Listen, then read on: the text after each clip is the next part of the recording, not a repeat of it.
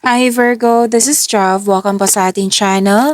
By the way, Virgo, this is your second half of January tarot reading from January 16 to 31, 2026. Gamitin ang reading na ito bilang gabay lamang. Tandaan, Virgo, ito po ay general reading.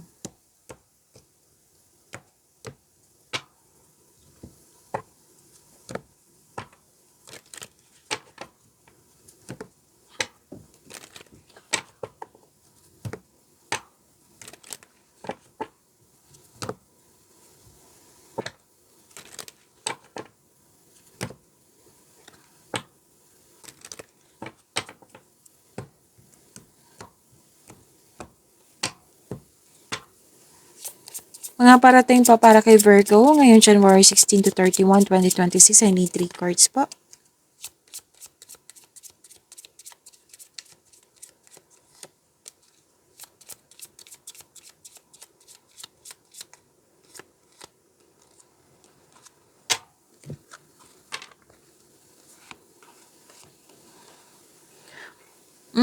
Okay, Virgo, may loss of connection dito. Pwedeng naalala mo to or mangyayari pa lang. Loss of connection, pwedeng na-miss mo. Loss of things or loss of opportunity. So, mag-ingat. Ingatan po. Excuse me, kailangan ko mag-verb. Pwedeng kumbaga pwedeng nangyari nito sa nakaraan na naalala mo. Or pwedeng mangyayari na sana'y ma-overcome nyo or maiwasan kung pwede po. Makaka-receive kayo ng tulong o regalo. May nagbigay ng compliment sa'yo, recognition. Love is blooming. Abundance, sinasabi dito. Dalawang card kasi nagsabi dito, abundance. Claim nyo po ha. Pwede ikaw yung nabigyan ng tulong o regalo or kayo ang naka-receive. Dalawang card mo mismo nagsabi dito na happiness. So, claim nyo po. Good luck and good karma, things going your way, positive opportunities, success. So, ang ganda po. Claim nyo po, Virgo.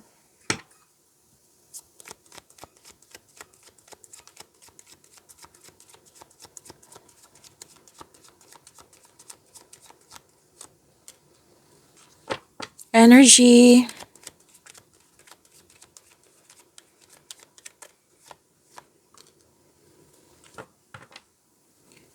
Maraming salamat po sa inyo patuloy na suporta sa mga nag-donate, sa mga hindi pa nag-skip ng ads. Ayusin ko lang. Maraming salamat po sa inyo patuloy na suporta sa mga nag-donate, sa mga hindi nag-skip ng ads. Yan ang tama. Subscribe na po kayo sa ating channel at click bell notification para updated po kayo sa bagong video natin. Para sa mga gusto magpa-reading, comment po kayo ng personal reading and check my reply sa comment section. Paalala lang po sa mga bago dito, kung may napansin kayo na repeating message, like for example, nanood kayo sa isang video reading natin na Tito Den, at may napansin kayo na repeating message, yan po yung pinupush ng course sa inyo na kailangan yung bigyan ng atensyon, solusyon at aksyon kung maaari po. So na yung energy ni Virgo.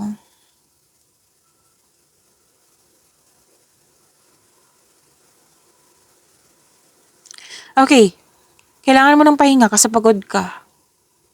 Pero aware ka, pagod ako, kailangan ko magpahinga. So you need to relax, calm your mind and reflect. Tamang tulog, tamang meditation. Gusto mo mag-focus sa iyong sarili, gusto mo ng pahinga, then do it. Kailangan eh. Kailangan kasi pagod ka.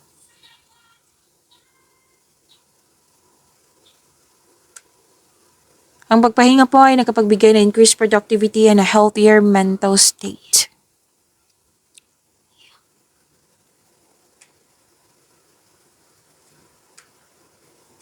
May justisya na parating sa'yo.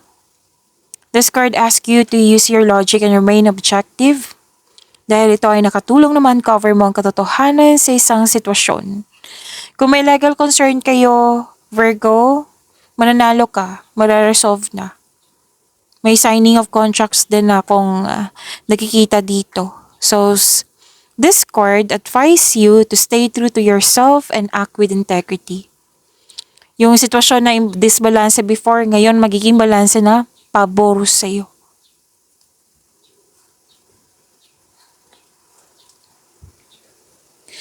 Mukhang may nagtampo dito. Pwedeng ikaw to, pwedeng siya. Yung lack of time. Ito yung main cause na hindi kayo nagkaroon ng pagkakaunawan. So mag-usap kayo, panatilihin maging totoo sa isa't isa para maayos na to, ma-resolve na.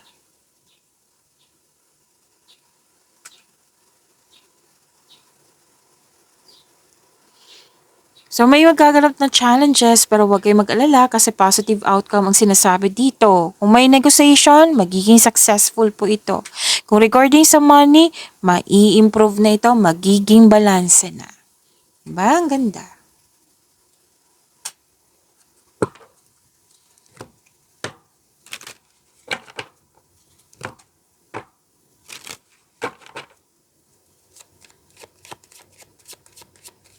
Sa career and money po, mensahe.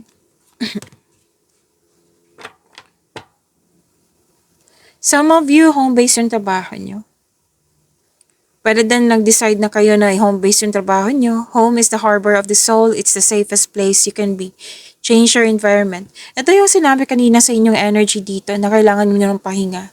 Staycation sa bahay. Kasi some of you, you felt calm, relaxed, and security pag nasa bahay kayo. So don't go ahead. Pwede din na may sinabi din sa akin ngayon na nakabenta ng property, bahay. Pwede din na may nag-uusap na grupo ng tao, I believe this is your family, nag-uusap regarding sa property or sa domestic matters.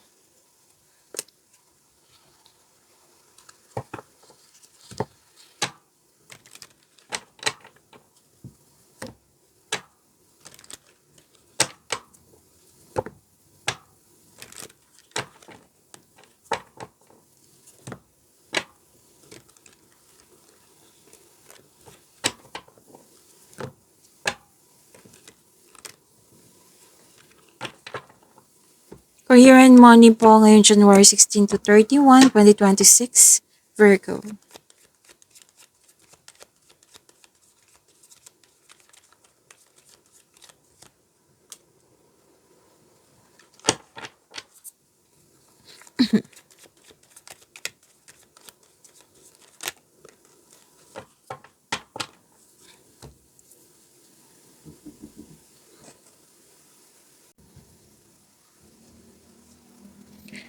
You're building stability. Career and money na tayo po.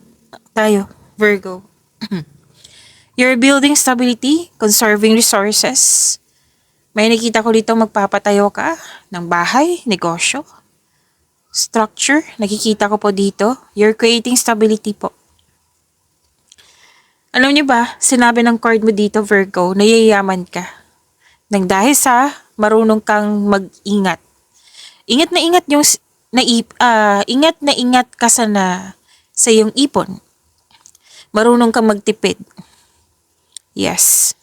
This will lead you to have a financial abundance and personal growth. Huwag mo daw kalimutan na magbigay ng panahon sa sarili. Like, pamper yourself. Deserve mo ito. Kung pagod ka, magpahinga.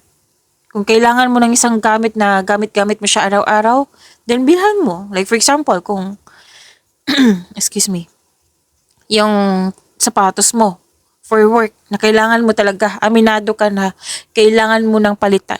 So, bigyan mo ng kumbaga, bigyan mo ng regalo yung sarili mo. Deserve mong bigyan ng bagong sapatos, di ba? Magkaroon ng, ayusin ko lang, deserve nyo magkaroon ng bagong sapatos ngayon. So example lang po iyan ha. Pwedeng time ito na bigyan ng panahon yung sarili mo, pwedeng sa isang gamit na kailangan mo. So, yan po. Ang ilan sa inyo na may planong mag-abroad or nasa abroad na kayo, or pwede din yung nagbigay ng suporta sa iyo or nagpasweldo sa iyo galing abroad. At yun po, kitang-kita ko dito yung conservative ka sa money, investment mo. Kasi nga, gusto mo magkaroon ng financial security. Kaya, mas focus ka sa trabaho, sa money, para makasave ng malaking money. You're saving money for the future or may bibilhin ka, specific goal. Kaya, sobrang ingat mo sa kaperahan. Huwag nyo lang kalimutan na pagbigyan yung sarili mo. Okay?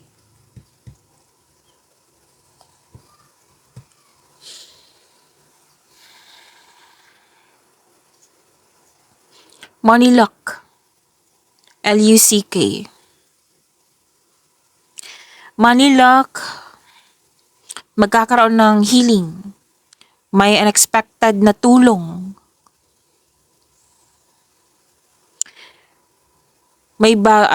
Kung negosyante kayo, you may be guided to begin a new business. Or pwede kung nag-iisip kayo dito ng kung anong negosyo, sinabi ng card dito na magagamit nyo po yung hidden talent nyo sa yung bagong negosyo. Like for example, ano ba yung hilig nito? Like, gusto mo yung gusto mo, mahilig ka sa fashion clothes. Tapos ito pala yung, new business mo. Okay? Pero then yung talent nyo is magaling kumanta. Di ba may app na kakanta ka tapos magsisend ng star or donation, di ba? Mayroon mga ganyan. Excuse me. So, magagamit nyo po yung hidden talent mo sa yung iniisip na bagong negosyo. And this is also awards and fame. So, makaka-receive ka ng awards, fame, compliment, recognition po ito, which is sinabi ko dito sa dalawang card mo. So, claim nyo po. Ang ganda.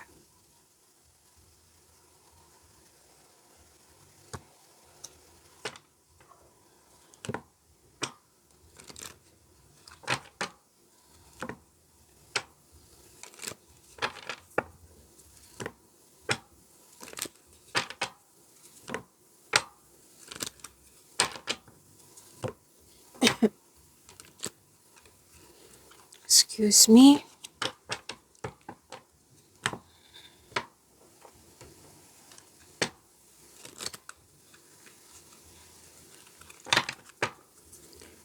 Love life, self-love, partnership, and romance ni Virgo ngayon, January 16 to 31, 2026. I need 4 cards po.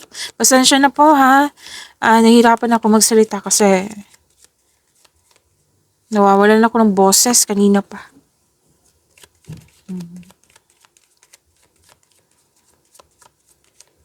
Kailangan kong mag-inom ng tubig. Saglit lang po.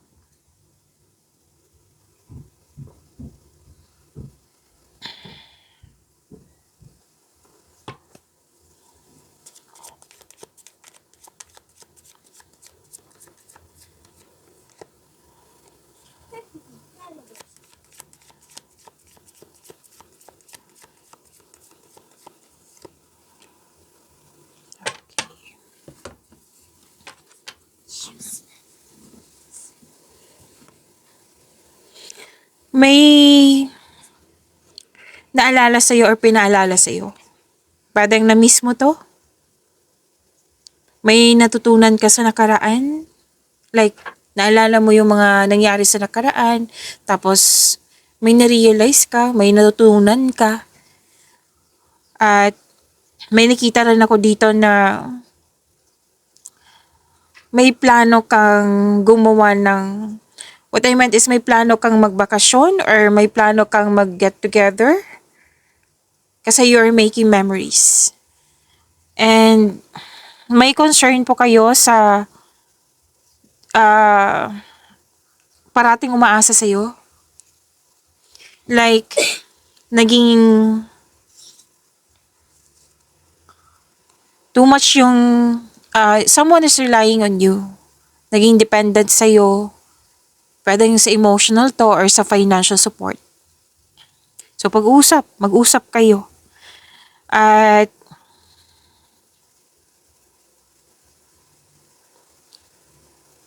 may sabi din dito na may concern sa mataas ang ego. Pwede ikaw to, pwedeng siya.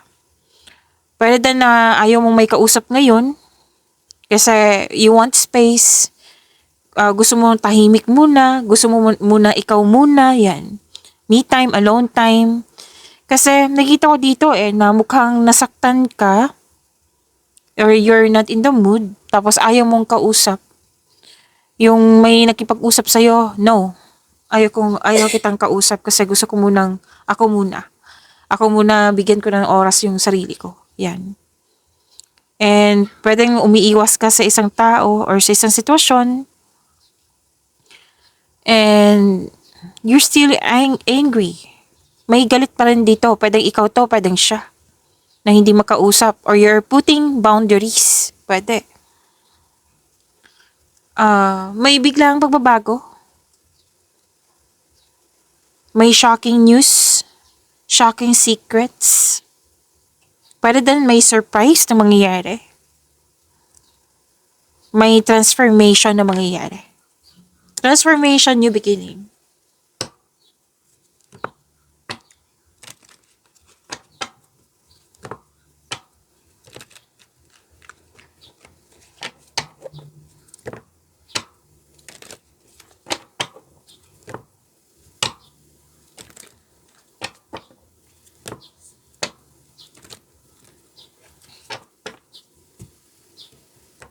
Love life, self-love, partnership, and romance ngayong January 16 to 31, 2026 para kay Virgo.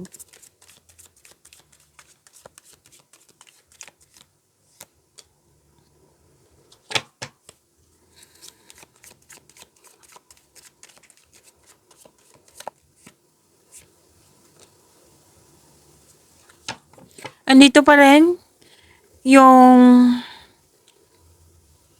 nagkaroon ka ng disiplina sa kaperahan. Like, again, nakikita ko dito na vinavalue mo ang ipon mo. Pwede din nag-uusap kayo or ito yung rule mo na makaipon ng makalaki kasi may specific goal ka. Or pwede itong saving money for your future ito. Na lumabas to sa career and money mo at dito din.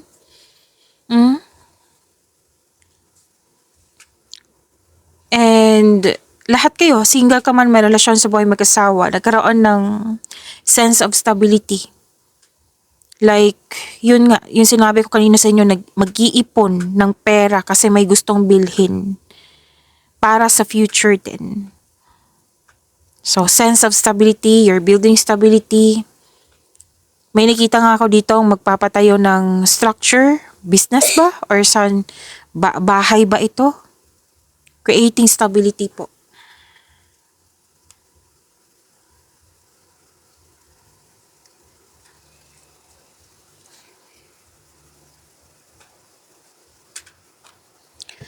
At, oo, dalawang card kasi nagsabi dito na mas lumawak yung ambisyon mo sa buhay.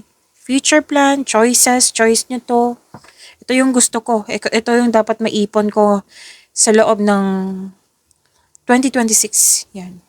6 months from now, dapat makaipon ako. May puro plano na may kasamang aksyon. May ilan sa inyo kakapasok lang ng relasyon.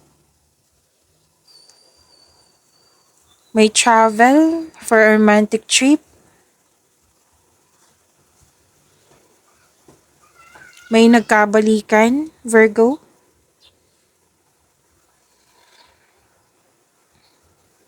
The couple is divinely guided. Sinabi din dito na soulmate mo siya.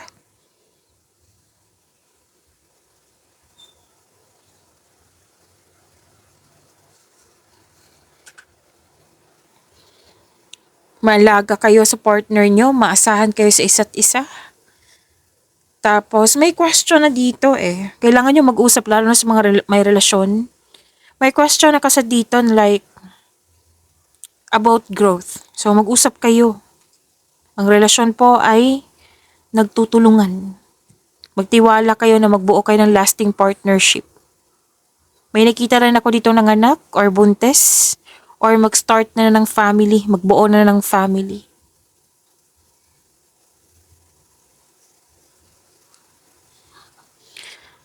May nakita rin ako dito na kailangan mag-abroad para makaipon ng malaki para sa future.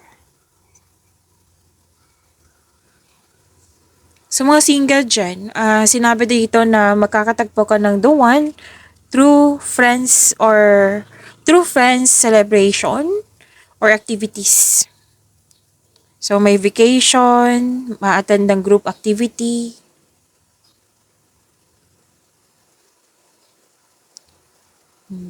Ang gagawing action dito for growth talaga, for growth and expansion.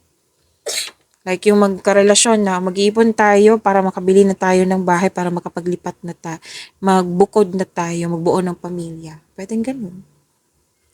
Okay, so pagyamanin niyo po yung blessings na binigay sa inyo, Virgo. See you tomorrow. Maraming salamat po.